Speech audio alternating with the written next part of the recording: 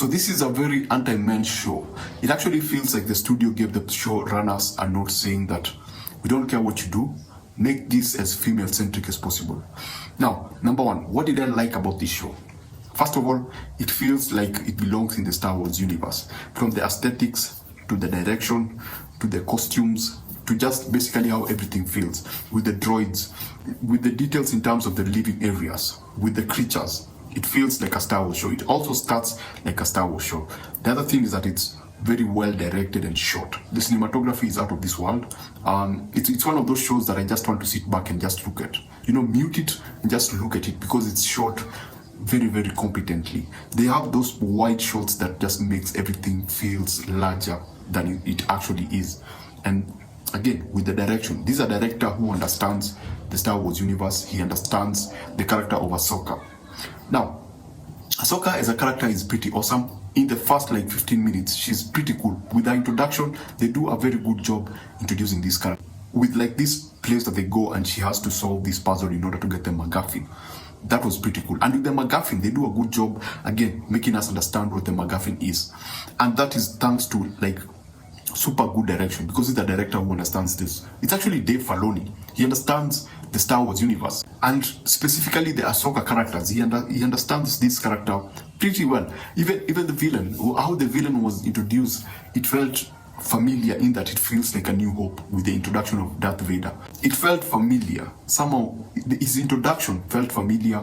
He's introduced like a badass. Then his apprentice, she's also very interesting. Yes, it's a female. So it's him and a female apprentice, which is also cool. Their relationship feels more of master and student, and she actually listens to what he has to say. It's established that in the show. So this show, one of the positive things is that it helps in establishing what the show is going to be about. So it basically establishes everything, tells us this is what the show is about. There's this map, we need this map to get to that place and get that thing. It's done competently and it's done very well.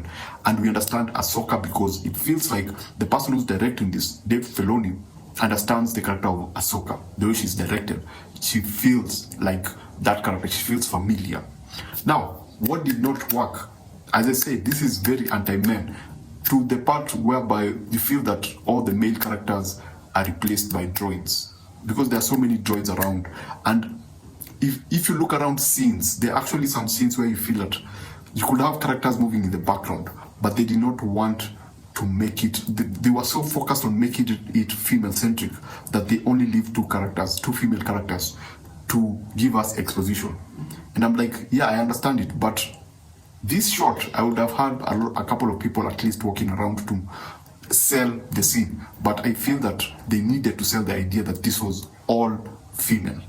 And I was like, yeah, it's cool, but it doesn't really work. The other thing that did not work for me was Sabrine.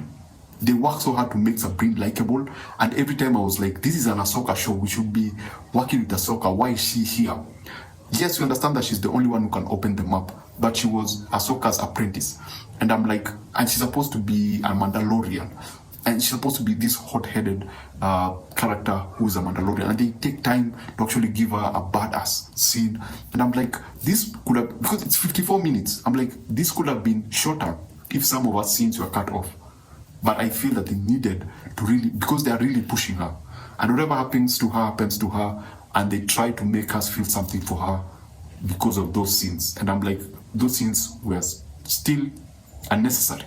The other thing that I struggle with, this is 50-50, is that I've not seen all the other animated Star Wars properties that Dave Filoni was involved with. So there's a lot of things. There's a character called Ezra who is mentioned. I don't know who that is. There are a lot of things that are introduced or they're having a conversation with that I don't understand. I wouldn't say that I'm a casual Star Wars fan, but I am a casual. I don't understand the lore. I don't understand everything about Star Wars. So there are things that are happening and being mentioned that I've never heard before. I've never seen. So I think that they do a poor job at making us understand all these other things that happen in all these other properties. And I'm not the one to go and watch the animated movie, because the animated shows, the problem I've had with the animated shows is the style of animation. They just have a weird look in terms of motion. So I've never really gone to that. And I feel that they should have done a better job. I know there's the scroll that comes up but I feel that they should have done a better job making us understand whatever happened before the event of what we actually watching. So basically that's it. If you're a dude, this is not for you. It's clearly not for you. This is only for women. This is designed to bring more women into Star Wars, the Star Wars universe, because there are a lot of there's Sabrina, and there's another green character, and they look smug in this particular show. They look like that we are in a Star Wars show, and here we are cool characters, you know. Just a dude, this is not for you. Just go watch The Boys, go watch Invincible, go watch any other show. This is not meant for you. So basically that's it. Thanks for watching. Remember to always watch what you enjoy and enjoy what you watch, and I shall see you on the next one.